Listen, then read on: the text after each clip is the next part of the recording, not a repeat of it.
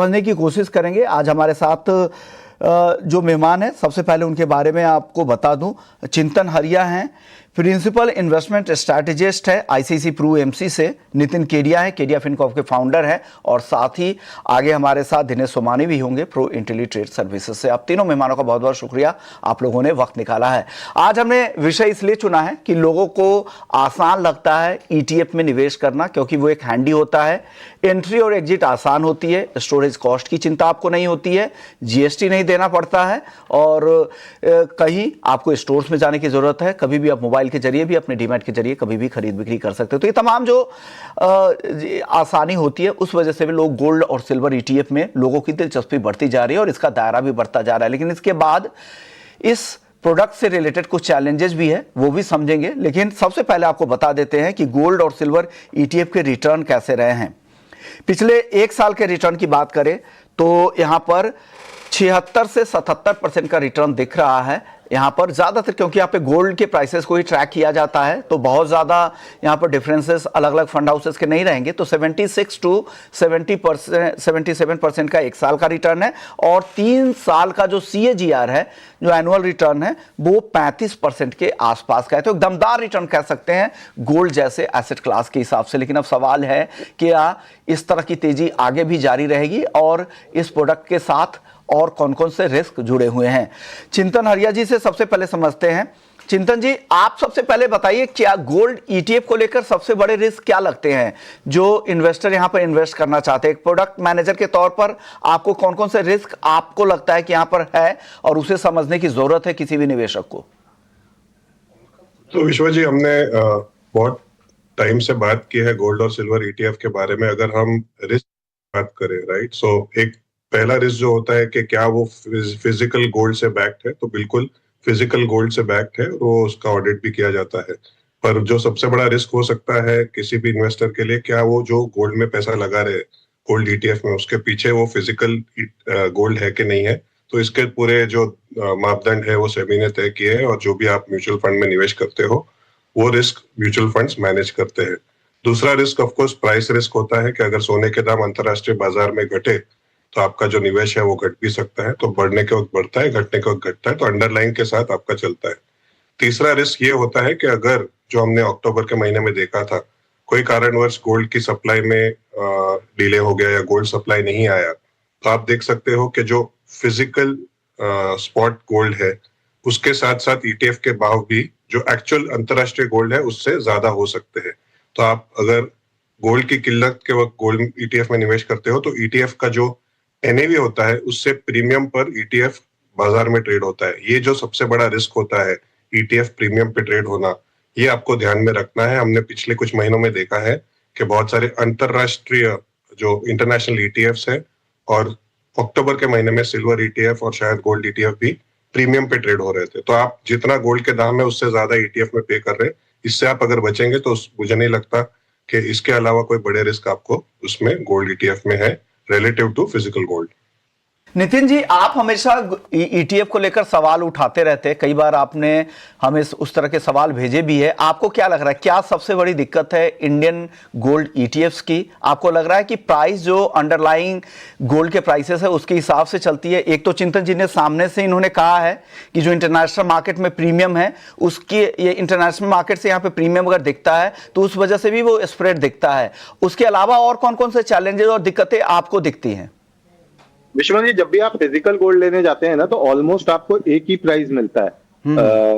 अगर आप ईटीएफ के प्राइसिंग देखेंगे, सबसे पहले तो सपोज एक पर्टिकुलर निपॉन के ईटीएफ में आप एंटर करके, आपकी स्क्रीन पे आ रहा है निपॉन इंडिया ईटीएफ, तो आप उसको सस्ता देख के इन्वेस्ट करके, उसमें कहीं भी डिस्क्लेमर नहीं चलता है कि ये जो प्राइस है वो जीएसटी उसमें इंक्लूड नहीं है, या बाकी किसी में जीएसटी इंक्लूड है। 12-15 ईटीएफ के अंदर हर एक का डिफरेंट प्राइसिंग, हर एक का डिफरेंट रेट ऑफ रिटर्न, हर एक उसमें, मतलब इन्वेस्टर बड़ा कंफ्यूज हो जाता है सबसे पहले। तो कहीं भी ट्रांसपेरेंसी नहीं है प्राइसिंग को लेके कि कल इन्होंने किस भाव पे गोल्ड खरीदा था, वो इनकी सबकी वेबसाइट्स में होना चाहिए, पहली बात। दूसरी बात, मार्केट इतने वोलेटाइल है कि शाम को किसी समय, अगर मान लीजिए 7 बजे ट्रंप ने बोल दिया कि बॉस ऐसा होने वाला है, तो 7 बजे आप दुनिया का, मतलब आप किसी भी कोने में रहे, आप ईटीएफ को नहीं बेच सकते। लेकिन अगर फिजिकल गोल्ड आपके पास है और दुनिया के किसी भी कोने में आप हैं, तो वो फिजिकल गोल्ड को आप बेच सकते हैं, नंबर 2। नंबर 3, रिटर्न्स में हम ये मान सकते हैं ट्रैकिंग लॉस होता है ईटीएफ के अंदर, किसी का 3.6, किसी का 3.7, किसी का 3.5 हो सकता है। बट जब मैं इधर पिछले 2 महीने से कंटिन्यूस ईटीएफ को ट्रैक कर रहा हूं, तो मैंने ये जो वेरिएशन देखी है वो 3.2 से लेके 4.1% तक देखी। देखिए चिंतन जी, यहाँ पे वो सिर्फ आईसीआईसीआई की बात कर सकते हैं, मैं इस बात को समझ सकता हूँ, लेकिन ये जो बाकी ईटीएफ है, क्योंकि एक जो आम इन्वेस्टर है उसको ये चीज समझ में नहीं आती है, उसको तो जो उसका ब्रोकर बोलता है या जो उसको जहां से उसका म्यूचुअल फंड एडवाइजर बोलता है, वो उस पर्टिकुलर ईटीएफ में एंटर कर जाता है। लेकिन उस ईटीएफ में एंटर करने के बाद उसका ट्रैकिंग लॉस उसको सामने से कभी नहीं आता है। दूसरा, उसको ये नहीं पता चलता है कि उसने जिस एनएवी में परचेस किया है उसके सामने उस पर्टिकुलर ईटीएफ हाउस ने कितने में परचेस किया। तो ट्रांसपेरेंसी बिल्कुल भी नहीं है ईटीएफ के अंदर, और यही एक कारण है कि हमने हमारी association all India jewellers and Goldsmith federation के माध्यम से इन्वेस्टर्स से ये बोला है, आप ईटीएफ में तभी इन्वेस्ट करें जब आप उनको मेल डालें और उनसे आप रिक्वेस्ट करें कि आपको ये प्राइसिंग मिल रही है। नहीं मिल रही है तो बिल्कुल इन्वेस्ट मत करिए। आप एमसीएक्स में भी अगर बाय करते हैं तो आपके कॉमलेस अकाउंट में इलेक्ट्रॉनिकली गोल्ड और सिल्वर आ जाते हैं, जिसको आप चाहें तो डिलीवरी भी ले सकते हैं और आगे आने पे बेच भी सकते हैं। और जगह जगह ज्वेलर्स आपकी सेवा के लिए अवेलेबल है, जो रात को 12 और 2 बजे भी आपका गोल्ड या सिल्वर जो है वो आपसे खरीद सकते हैं। विश्वमोहन जी, चिंतन जी, अब वो एक तो टाइमलाइन की बात उन्होंने काफी जायज बात है, क्योंकि आप इंटरनेशनल मार्केट से लिंक्ड है और जब मार्केट में अब एंट्री एग्जिट आसान तो हम कह रहे हैं, लेकिन क्या एग्जिट आसान है? क्या अगर रात में किसी को बेचना है, जब बाजार आपका 11:30 बजे तक खुला हुआ है, तो हम अगर ईटीएफ उस समय नहीं बेच पा रहे हैं तो ये तो दिक्कतें हैं। फिर तो आप गैप अप या गैप डाउन की संभावनाएं अगले दिन काफी ज्यादा हो जाती है। और दूसरा जो सबसे बड़ा चैलेंज है यहाँ पे, प्राइस के जो वेरिएशंस है, जो अलग अलग प्राइसेस दिखते हैं, अलग हर एमसी के अलग प्राइसेस दिखते हैं। हालांकि हर एमसी से मैं आपकी तुलना नहीं करना चाहूंगा, लेकिन जो इंडस्ट्री के जो कॉमन चैलेंजेस हैं उसके बारे में आप क्या कहेंगे चिंतन जी? तो दो काफी स्पष्ट प्रश्न उठाए गए हैं ईटीएफ्स के बारे में।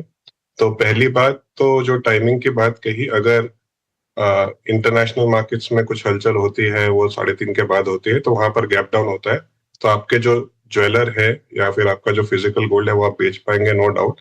पर हम जो भी निवेशकों को देखते हैं जो फाइनेंशियल इन्वेस्टमेंट्स कर रहे हैं, वो शायद उतने ट्रेडिंग माइंडसेट के नहीं होते कि उनको इमीडिएटली कुछ बेचना या लेना होता है। एसेट एलोकेशन के ऊपर हमेशा हम ज्यादा फोकस करते हैं, तो उस एसेट एलोकेशन के हिसाब से 7 से 8% गोल्ड और 4 से 5% सिल्वर जनरली हम कहते थे। अभी गोल्ड प्लस सिल्वर, जैसे कि मैंने लास्ट टाइम भी आपके चैनल के माध्यम से कहा था, 10% होना चाहिए। अभी जो दूसरा सवाल उठाया गया है, ट्रांसपेरेंसी ऑफ प्राइसिंग, तो पहली बात, रेगुलेटेड एंटिटी है ईटीएफ्स, और अगर हम ट्रांसपेरेंसी की बात करें तो जो भी निवेशकों को निवेश करना है, जो आईनैव होता है, यानी कि जो लैंडेड कॉस्ट होता है उसका जो कन्वर्जन करके जो आईनैव आता है, हर एएमसी के अपने वेबसाइट पे आईनैव दिया जाता है कि कितना इस ईटीएफ का भाव होना चाहिए आमतौर पर, और उस ईटीएफ का भाव आप आईनैव चेक करके ट्रेड कर सकते हैं। तो as far as returns are concern और जो कॉस्ट की बात करें, तो I am sure physical market में भी कुछ कॉस्ट होते होंगे जो ट्रांसपेरेंट नहीं होते होंगे या फिर निवेशकों को नहीं पता होंगे, पर ये फिजिकल और ईटीएफ की बात नहीं है। अगर निवेशकों को गोल्ड और सिल्वर में निवेश, तो जिस भी माध्यम से करें, अपना एसेट एलोकेशन मेंटेन करें, ईटीएफ के माध्यम से उनको लेना बेचना, खास करके छोटे निवेशकों को अगर उनको 100, 200, 500 रुपए का भी लेना है तो वो आसान हो जाता है, फिजिकल बैक्ड है। तो यहाँ पे कोई कंपटीशन नहीं है फिजिकल और ईटीएफ की। जहां पर भी निवेशकों को निवेश करना है वो कर सकते हैं, वहां पे जिनको उनकी रुचि हो, जहां पर उनको आसान लगे। शुक्रिया जी। दिनेश सर, मैं आपसे पूछना चाहती हूँ कि ईटीएफ को लेकर आप किस तरह से देखते हैं इस वॉलेटाइल मार्केट में, निवेशकों के लिहाज से आप इस प्रोडक्ट को किस तरह से वॉच कर रहे हैं, और कौन सी बड़ी चिंताएं आपको यहाँ पर ईटीएफ में नजर आती है? जी बिल्कुल, जैसे केडिया जी ने कहा कि डिफरेंट रेट्स है, वही एक बड़ी चिंता का विषय है। बाकी मुझे लगता है कि ईटीएफ एक अच्छा जरिया है, जो आप घर बैठे गोल्ड खरीद सकते हो, गोल्ड बेच सकते हो, उसमें ट्रेड भी कर सकते हो, उसमें निवेश भी कर सकते हो। इससे ज्यादा बेटर जो स्कीम थी वो गवर्नमेंट की गोल्ड बॉन्ड की थी, जहां पर निवेश के साथ साथ आपको इंटरेस्ट भी मिलता था और साथ ही साथ आप उसको एज ए कोलैटरल भी यूज करते थे। मुझे हालांकि जानकारी नहीं है कि ईटीएफ को भी एज ए कोलैटरल यूज करते हैं या नहीं करते हैं, लेकिन गोल्ड बॉन्ड स्कीम ईटीएफ से कहीं ज्यादा बेटर थी। लेकिन जिस हिसाब से रिटर्न्स अभी आए हैं ईटीएफ में, मुझे लगता है कि शायद ये काफी ज्यादा अच्छी स्कीम है और यहाँ पर निवेश निरंतर बढ़ते जाएगा। ओवरऑल अगर आप 2020 से 2024 देखो तो जितना निवेश ईटीएफ में हुआ था इन 4 सालों में, वो मात्र 2025 के सितंबर, अक्टूबर, नवंबर में ही हुआ था। तो ओवरऑल यहाँ पर निवेश कंटिन्यूस बढ़ता जा रहा है और मुझे लगता है जो नेक्स्ट जनरेशन है, न्यू जनरेशन है, जो इन्वेस्टमेंट में ज्यादा विश्वास रखती है, वो ईटीएफ की तरफ उनका झुकाव निश्चित तौर से ज्यादा रहेगा। नहीं तो एक फाइनेंशियलाइजेशन की तरफ ये कदम है, दायरा बढ़ रहा है। और जो चैलेंजेज होती है, हमारा मुद्दा यही है कि यहाँ पे ब्लेम गेम नहीं, यहाँ पर कैसे इंडस्ट्री को बेहतर बना जाए और क्या क्या दिक्कतें हैं, क्योंकि जो पार्टिसिपेंट्स हैं रोज यहाँ पे ट्रेड कर रहे हैं, इन्वेस्ट कर रहे हैं, अगर उनकी तरफ से अगर फीडबैक अगर इंडस्ट्री को मिल रही है तो उन्हें पॉजिटिव तरीके से लेना चाहिए। और हालांकि आपने काफ़ी इस पर अपने खुल के राय दे भी रहे हैं। नितिन जी, और आपको कुछ चैलेंजेस लगते हैं और जो चिंतन जी ने जो जवाब दी आप उससे संतुष्ट है? अगर कोई सवाल है तो आप पूछ लीजिए, फिर हम आगे बढ़ाएंगे शो को। देखिए, ओवरऑल तो जो चिंतन जी ने कहा मैं उनसे एग्री करता हूँ कि पूरे इकोसिस्टम को डेवलप करने की जरूरत है। पर यहाँ तक दो बातें हैं कि लॉन्ग टर्म इन्वेस्टर की, तो 38,000 करोड़ का सर 40,000 करोड़ का इन्वेस्टमेंट गोल्ड ईटीएफ के अंदर केवल 2025 में हुआ है। अगर इसका 15% भी मान लीजिए ऐसा है आदमी जो निकलना चाहता है किसी नेगेटिव न्यूज पे, तो वो लगभग 6,000 करोड़ हो जाता है। और 6,000 करोड़ अगर इस तरह की वोलेटिलिटी रिस्क के अंदर आता है तो आई थिंक यहाँ पे सबसे ज्यादा ध्यान देने की जरूरत है। और जो समय समय पर कहा जाता है कि जीएसटी का लॉस है, अगर मान लीजिए हम लॉन्ग टर्म इन्वेस्टिंग की जो ईटीएफ वाले हैं उनकी बात मान भी लें तो लगभग 1.25% के आसपास साल का चार्ज पड़ता है। तो अगर मान लीजिए 3% का आपको इधर लॉस भी है और आपने 10 साल के लिए गोल्ड ईटीएफ में इन्वेस्ट किया है तो लगभग 12% आपके जो यूनिट है साल दर साल मिला के 10 साल बाद वो कम हो जाते हैं। तो देखिए, बेटरमेंट की बात करेंगे किसी भी लिहाज में तो फिजिकल जो हमारे दुकानदार भाई अपनी दुकानों के माध्यम से बेचते हैं, तो सोना तो देखिए सोना है, उसका कोई जोड़ नहीं है। और इस समय पूरी दुनिया में पेपर वर्सेस रियल गोल्ड की लड़ाई चल रही है और रियल गोल्ड जो है वो उसमें जीत रहा है। सर, उस कॉस्टिंग की अगर बात करेंगे, आप ये यहाँ पे ज्वेलरी इंडस्ट्री को रिप्रेजेंट कर रहे हैं तो आपकी बात जायज हो सकती है, लेकिन अगर आप देखें तो स्टोरेज कॉस्ट भी होता है, जीएसटी भी होता है। हम हमेशा आपको चिंता रहती है कि कोई चोरी ना हो जाए, तो वो रिस्क तो वहां भी मौजूद रहते हैं। तो इस तरह के कुछ रिस्क तो गोल्ड ईटीएफ के साथ भी रहेंगे ही। चलिए, उस पे ना इंश्योरेंस आ चुका है। अब आज की डेट में दुकानदार से जब ग्राहक लेके जाता है ना तो ग्राहक उसको केवल रास्ते के लिए नहीं इंश्योर करता, 1 साल तक उसके घर पे जो सोना रहने वाला है उसको भी इंश्योर करता है कि अगर 1 साल के अंदर उसके घर में चोरी हो जाएगी तो भी वो इंश्योरेंस कंपनी के थ्रू वो इंश्योर करा के देता है। और साल दर साल इस इंश्योरेंस को जो है वो रिन्यू करा सकता है, जो कस्टमर है वो उसको रिन्यू करा सकता है। और रही स्टोरेज कॉस्ट की बात, तो आज हम और आप जो मध्यम वर्गीय घर है वो अपने घर में अगर रखते तो उसकी क्या स्टोरेज कॉस्ट है, कोई बहुत बड़ी स्टोरेज कॉस्ट नहीं। तो मुझे लगता है कि इन चीजों को जिस तरीके से बढ़ा चढ़ा के मार्केटिंग की जाती है तो उसमें जो हमारा छोटा दुकानदार भाई है जो बेचारा मार्केटिंग नहीं जानता है, वो असली सोना जो मतलब हाथ में होता है जिसकी चमक और धमक होती है वो सामने नहीं आ पाता है। ओके, चलिए इस चीज को आगे बढ़ाते हैं। हालांकि ये लंबी बहस का मुद्दा है और आपके भी कुछ यहाँ पर ये हैं कि आप इंडस्ट्री को भी रिप्रेजेंट कर रहे हैं, तो इंडस्ट्री के बारे में भी बातें रखना ज़रूरी है। लेकिन ये पूरा इकोसिस्टम का पार्ट है और फाइनेंशियलाइजेशन की भी ज़रूरत है। जिनको जो प्रोडक्ट सूट कर रहा है उनके हिसाब से वो खरीद सकते हैं। चिंतन जी, एक चीज़ और यहाँ पर इस बात को भी लास्ट टाइम भी बातचीत हो रही थी वर्ल्ड गोल्ड काउंसिल के सीईओ से, तो वो कह रहे थे कि अगर गोल्ड ईटीएफ को अगर ज्वेलरी इंडस्ट्री से लिंक कर दिया जाए, अगर गोल्ड ईटीएफ के जरिए अगर गोल्ड ज्वेलरी अगर मिल जाए, इस तरह के अगर इनिशिएटिव्स अगर इंडस्ट्री में लिया जाए, इनोवेटिव प्रोडक्ट को लाया जाए, तो गोल्ड ईटीएफ का भी दायरा बढ़ेगा और ज्वेलरी इंडस्ट्री को भी फायदा होगा। क्या इस तरह के इनोवेशंस की जरूरत है क्या इंडस्ट्री में?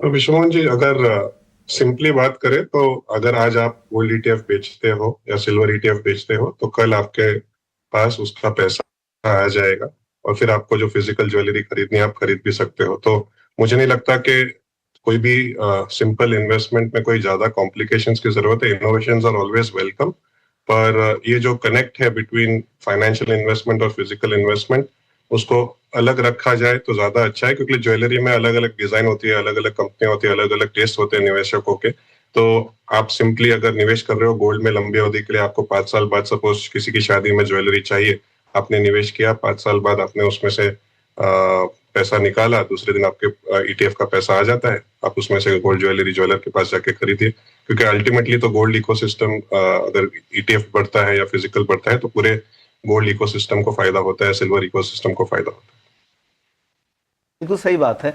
तो आप वहाँ पे इन कैश करा के भी खरीद सकते हैं, 24 कैरेट के भाव तो वहाँ पर मिल ही रहे हैं। लेकिन नितिन जी, एक छोटा जवाब आपका मैं इस पे चाहूँगा। आपको लग रहा है कि ये फिजिबल है क्या कि गोल्ड ETF को अगर ज्वेलरी से अगर लिंक कर दिया जाए, उस प्राइसेस पे आप जो भाव चल रहे हैं उस हिसाब से आप ज्वेलरी डिलीवरी ले पाएँ, इतना फिजिबल लग रहा है आपको, या इंडस्ट्री में इतना आसान होगा क्या?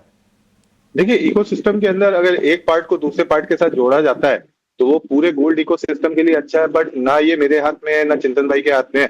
ये अल्टीमेटली रेगुलेटर को डिसाइड करना, और रेगुलेटर को इसके लिए हम टाइम टू टाइम जो है वो रिप्रेजेंटेशन देते रहे। मेरा मानना है कि एक स्टेपिंग स्टेप के तहत अगर मान लीजिए जो ETF के प्राइजेस है वो MCX के प्राइजेस के साथ लिंक हो जाए, तो आई थिंक ETF इन्वेस्टर्स को जो ट्रांसपेरेंसी का प्रॉब्लम आता है प्राइस के अंदर या डिफरेंट ETFs के अंदर जो प्रॉब्लम आता है वो कुछ हद तक दूर हो सकता है। But I think major gold की जहां तक हम बात करें, चाहे वो ETF है, चाहे फिजिकल है, या डेरिवेटिव है, या स्पॉट एक्सचेंज है, तो हर तरफ एक मेजर रिफॉर्म की जरूरत है। And these all reforms will not happen in one day. इसमें रेगुलेटर को ही आगे बढ़ के कुछ ना कुछ स्टेप लेने पड़ेंगे। है एक बड़े रिफॉर्म की भी ज़रूरत है, ओवरहॉलिंग की ज़रूरत है, ताकि इंडस्ट्री का डेवलपमेंट हो और चीज़ें आगे बढ़े। और इस तरह के जो विचार है आपस में एक दूसरे के आदान प्रदान से ही चीज़ें आगे बढ़ती है, और फीडबैक के आधार पर ही इंडस्ट्री भी डेवलप होती है, और पॉलिसी मेकर्स भी इसी के आधार पर डिसीजंस लेते हैं। चलिए, वक्त